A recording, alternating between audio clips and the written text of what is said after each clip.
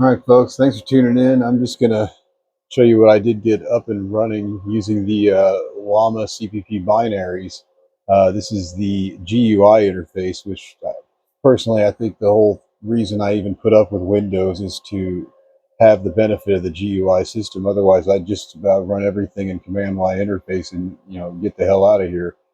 But anyway, it's loading on a back-end server right now, so I was going to see how it would perform. Apparently, the binaries here are excellent at tensor parallels and multi-GPU utilization of the VRAM across the settings, and it also is notably good at selecting the GPU with the most modern, the quickest architecture to actually run the model.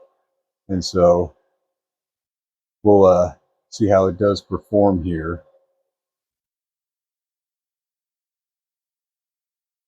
And here we go. I've got a DeepSeek R1 Distill Quinn 14 billion parameter model. And I'm going to take a quick look at the performance of the system itself, see how it is utilizing. And you can see all these new disks in here too. They all say removable USBs when in fact those represent the SD cards and everything else. So it is interesting. So yeah, it is pulling from GPU 0, which is the 3090, taking up about near 4 gigabytes of VRAM, and it's like the other 3090 here. It's doing about the same, and it's pulling another near 4 from the 5070 Ti 60 gigabytes. So all told, looks like it's about a 12 gigabyte draw on the system. I don't see it beating into the system memory here, so it's still hanging around 5% of 256 gigabytes. So it'd be hard to notice if it did, but let's give it a try and see how it does.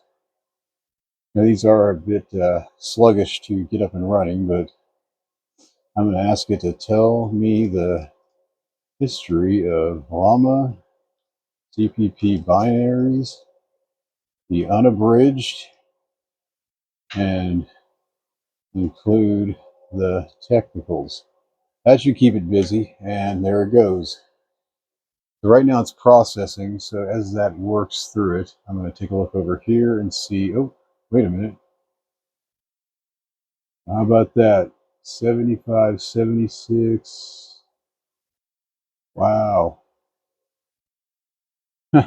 76 tokens a second on that model. Now, granted, if it was running maybe one of the 3 GPUs, it wouldn't be quite so fast, but that is pretty impressive. I've tried to run that, I know, in the past using just the 5070 Ti, and granted, it's a fast card, but that was pretty fascinating right there how quickly it ran through it.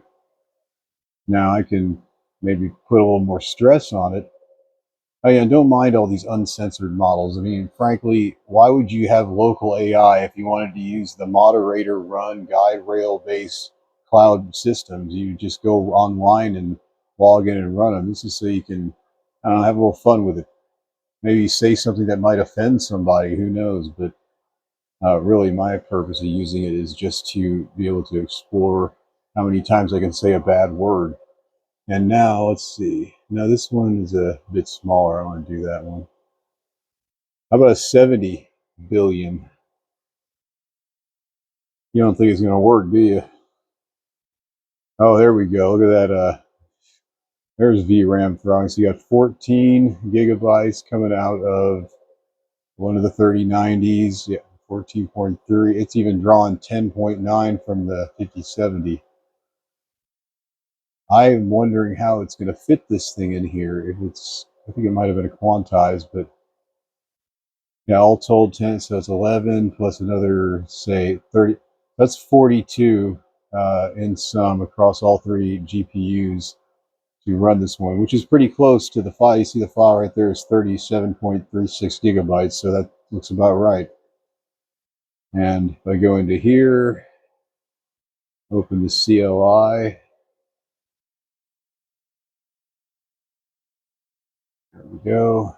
I don't know, it's this one. Oh, let's bring me back here. Ah, there we go. Now, 70 billion. What do you think? Taking bets. All right, just kidding. Here we go.